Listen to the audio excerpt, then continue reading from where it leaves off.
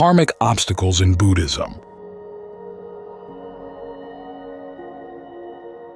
When it comes to karma, people often think that the Buddha was simply reiterating an idea that had long existed in Indian culture, something everyone already believed. But this is not the case. The Buddha used the term kamma, a familiar term in their language, but he gave it a very special meaning. He explained that kamma is our intention, and it is this intention that shapes our lives. He went on to say that our intentions are the primary factor shaping not only our present life, but also our future life. These intentions have been shaping our lives all along, and they shape the lives of all beings. When people came to hear the Buddha teach, he often had to repeatedly explain this particular aspect of kamma. He received many questions about kamma, indicating that these questions deserved a thorough answer.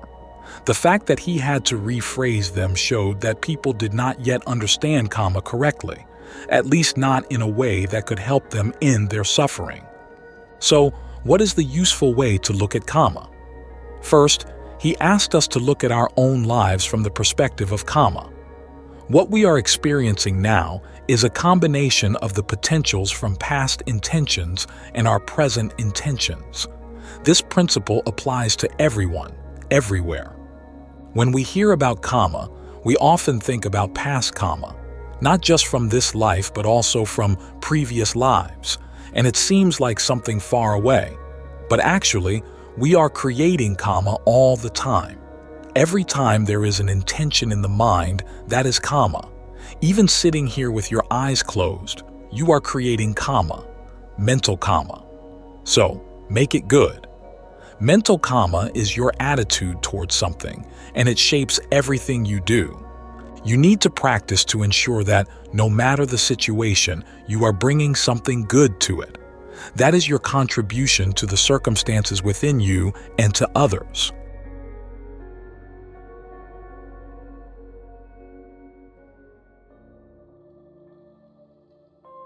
Chapter 1. Dependent Origination and Karma. Karma in the present.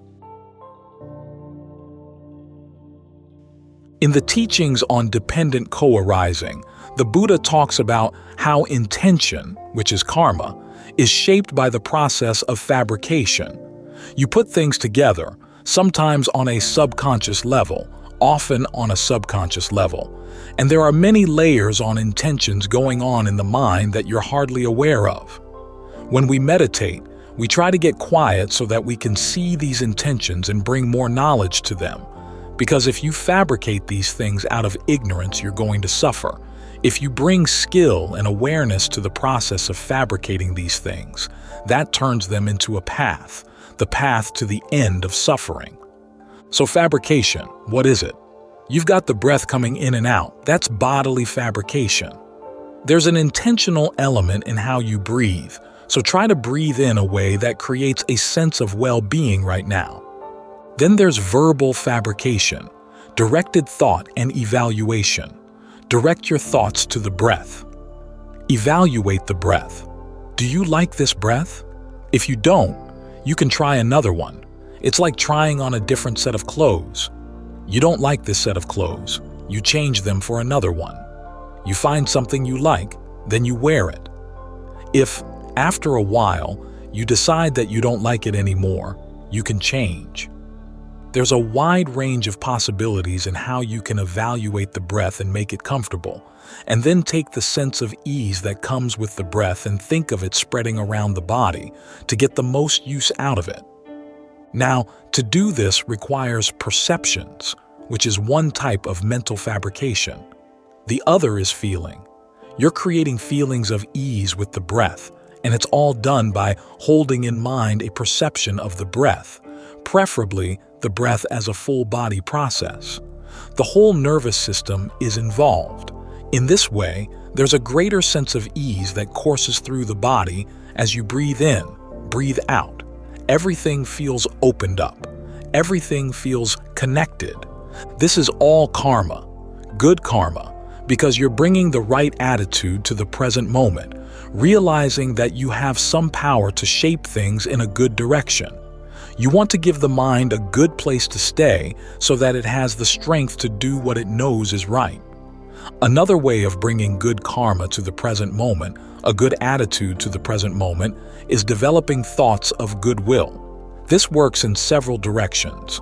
First, it creates a basis for skillful ideas in your mind so that when you're dealing with someone who's difficult, you're much more likely to think of something that's good for them and for yourself. Goodwill also has an impact on what's coming in from the past. As the Buddha said, it's not the case that we have to suffer, tit for tat, everything we've done in the past. There are certain potentials coming into the present moment, and what you choose to water is going to determine what you experience. The image is of a field full of seeds. Some of the seeds are ready to sprout. Some of them are not yet ready to sprout. You try to find the good ones that are ready to sprout and you water them. You may not know which ones are ready to sprout, but if you recognize something good coming up in the mind, encourage that. Goodwill is one of those things, because when bad seeds come up regardless of what you're doing right now, and some of them will, if you have a broader state of mind, they won't have that huge an impact.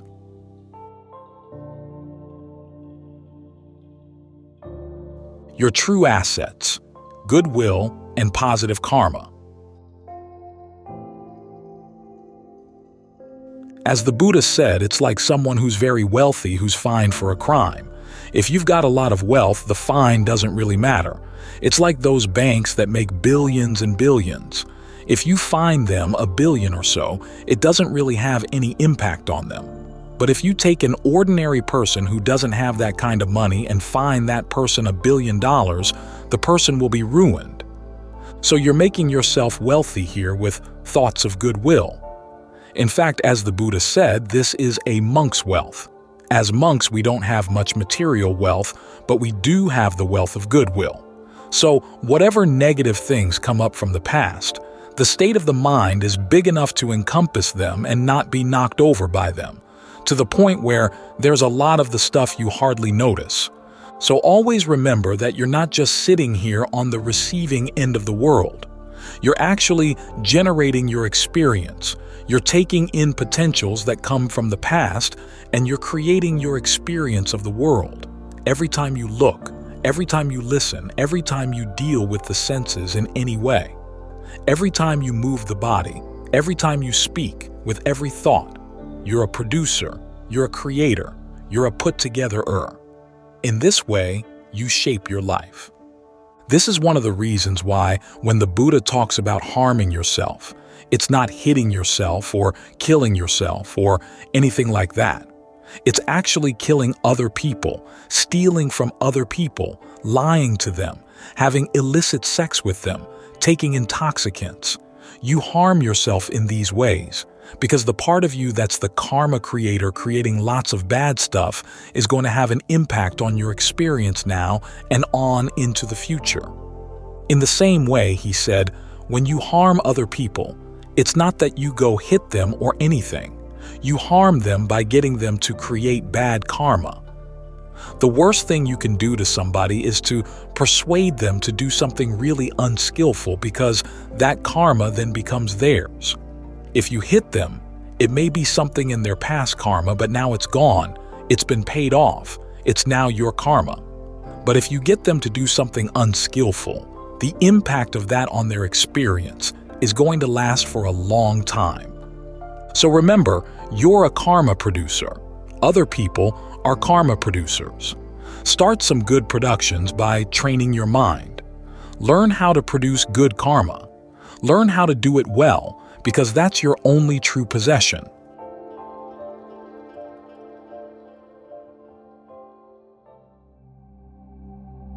Chapter 2. What is Karma?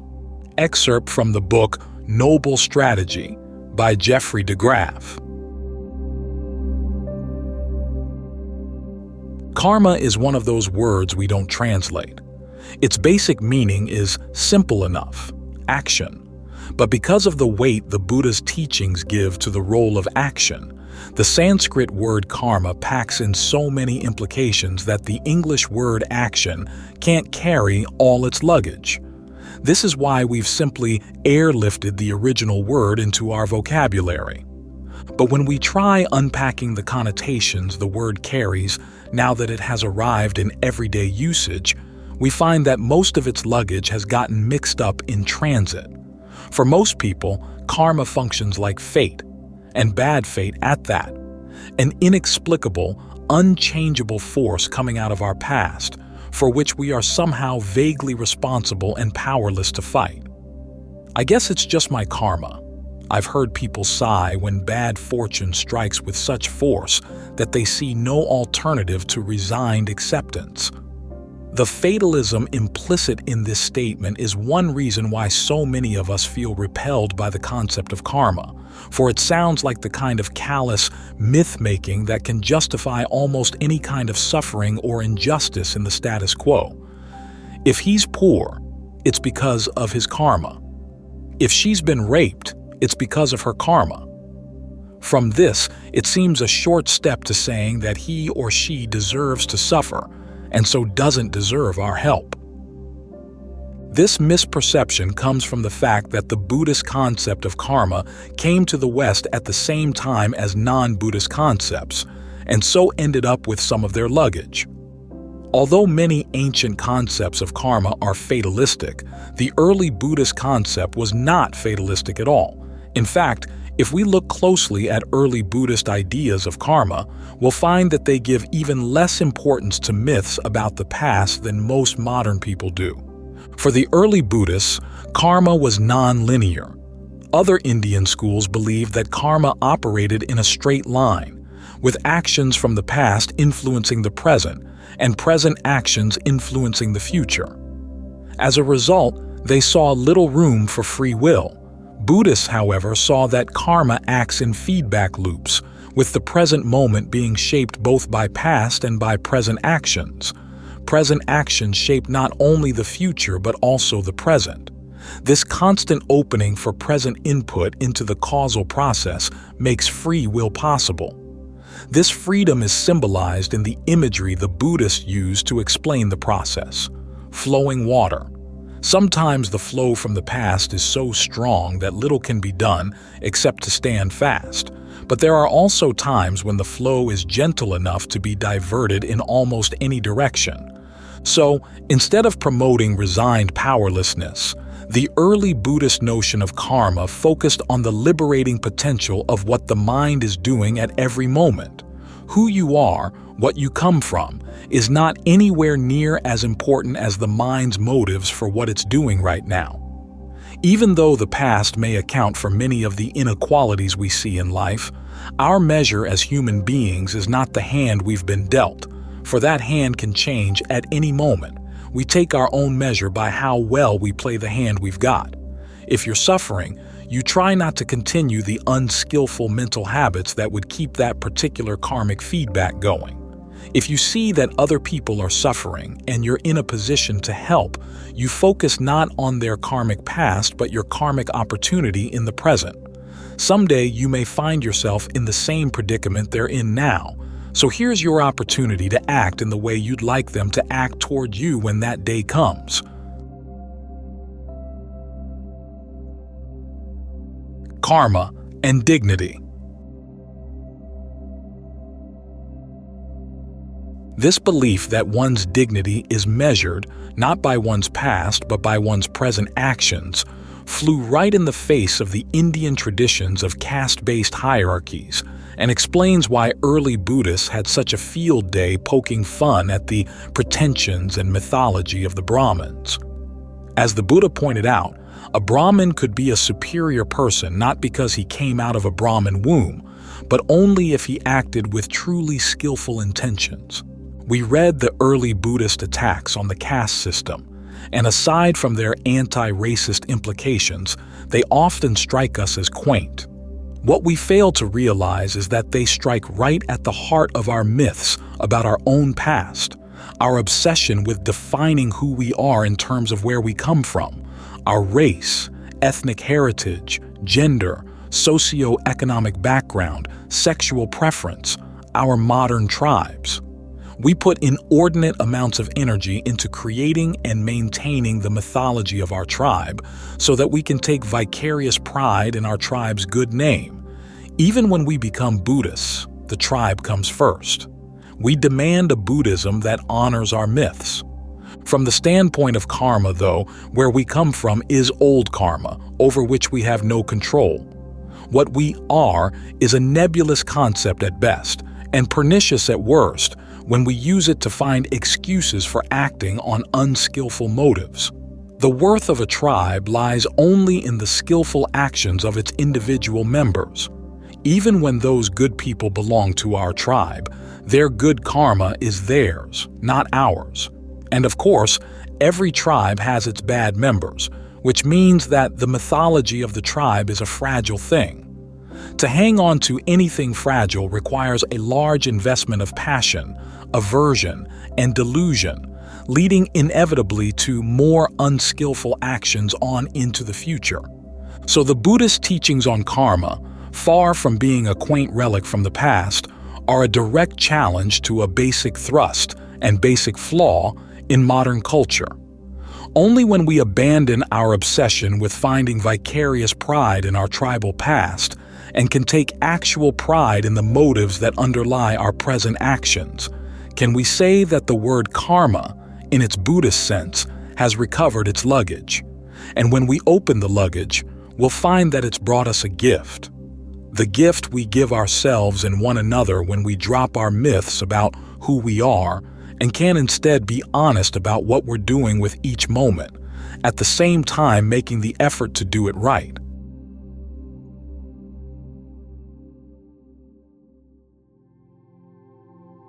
Chapter 3. Under the Light of Karmic Retribution by Thanissaro Bhikkhu.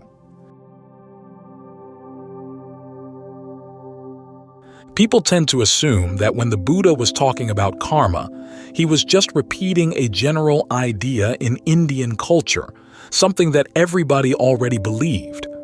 He didn't have to explain much. That's actually not the case. He used the word karma, which was part of their language, but he meant it in a very special sense. As he said, it's your intentions. He went on to say that your intentions are what shape your life and your lives.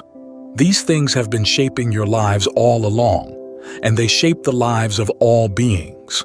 When the people came to listen to the Buddha teach, he often found that he had to explain this particular aspect of karma again and again. He got a lot of questions about karma that he had to rephrase, which meant that they were questions that deserved an analytical answer. The fact that he had to rephrase them meant that people didn't even know how to ask questions about karma in the right way, at least in the way that was going to be useful for putting an end to suffering. And what is the useful way to look at karma? First you look at your own life in terms of karma. The things you're experiencing now are a combination of potentials coming from past intentions and of your own present intentions. This same principle applies to everybody, everywhere. There's a very common reflection the Buddha has you do, which is to think about where you're looking for happiness in terms of karma. Those 5 reflections that we often chant start with the fact that you're subject to aging, illness, and death, from separation from all that you love. Pretty grim. But it's not meant to be depressing. It's more meant to be sobering. Then there's the reflection on karma. That's really all you've got. Ajahn Suwat liked to make the point that there's so much the Buddha says is not self, not self, not self. But then when you get to karma, I'm the owner of my actions. Okay, that's something that's yours. Your intentions are things over which you have power. That's quite a statement right there. Your intentions shape your life and you have power over your intentions. Therefore, you can have the power to shape your life. But all too often we abdicate that power to somebody else, to greed, aversion, delusion, the voices in the mind that want to just go over old stories. This person did this to me. That person did this to me. That wasn't right. That wasn't right. We can carry these things for years. Sometimes we're not even conscious that we're carrying them around. The mind gets still for a while. You have a chance to come out here, and they come up. Karmic retribution, overcoming the past to find peace.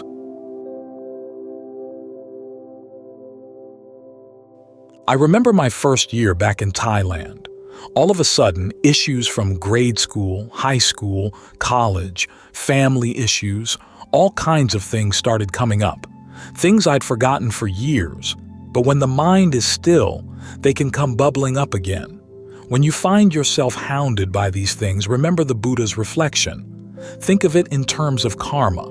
On the one hand, you wouldn't have experienced these things without some karma of your own. And secondly, other people are creating their karma, and usually doing it out of ignorance. When you think about this after a while, you get a sense of dispassion for the whole process.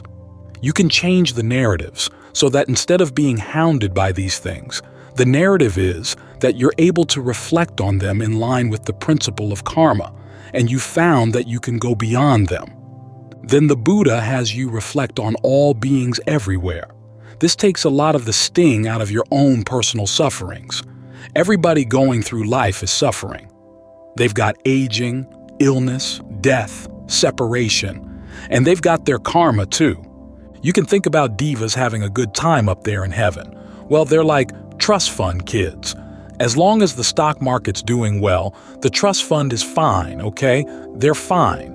But when everything collapses, in other words, when their good karma runs out, who knows where they're going to fall? So even on the planes of the universe where things are pretty comfortable, there's nothing really solid. And as I said, when you think about your narratives in the context of all the narratives of all the beings in the universe, all the people who've been wronged, all the people who've done good things and still suffered because they had some past karma that hadn't quite worked itself out yet, it gives a sobering sense of dismay. But it also takes a lot of the burden off of your own sufferings. The Buddha recommends that when you're suffering grief over the loss of a loved one, reflect on the fact that this happens to everybody. You would think that reflecting on all the griefs of all these millions and millions of beings would be heavier, but actually, it's not. It's lighter. You realize this is just the way things are. The universe isn't conspiring against you. This is just the way things happen. This is the way karma acts. This is how karma works itself out, based on your intentions. The purpose of all this is to get you to focus in on your intentions right now. What is the quality of your intention right now? You can't do anything about your past intentions, but you can change your present intentions. Part of that involves learning how to retell the stories from the past. So instead of being a victim and staying there, you were a victim, but now you've risen above that. You can look at things from a lot broader sense of what's going on here in the life of living beings and decide that you're not going to let yourself be victimized again. In particular, you're not going to keep victimizing yourself with the stories of the past. When you have that attitude, then, as you focus on the breath, you focus on the breath with a light mind, with a sense of having come to a place that does offer safety. Concentration may be something fabricated, but it takes you to a good place. You can start engaging in your verbal fabrications, all the thoughts and conversations of the mind, in a skillful way. Bring them to a focal point right here with the breath. Learn how to figure out what's going on here in the body, what positive things you can do with this energy you've got here, so that there's a sense of health and wholeness in the body, a sense of balance, well-being. This isn't the ultimate safe place, but it's the road to the ultimate safe place, and it's a good place to be walking. Think of all the other places you could be wandering right now, physically, mentally, and it feels really good to be right here, working on the factor of the mind that shapes everything and putting that in good shape. Once that's in good shape, in other words, when your intentions are in good shape, then, over time, everything else will fall in line.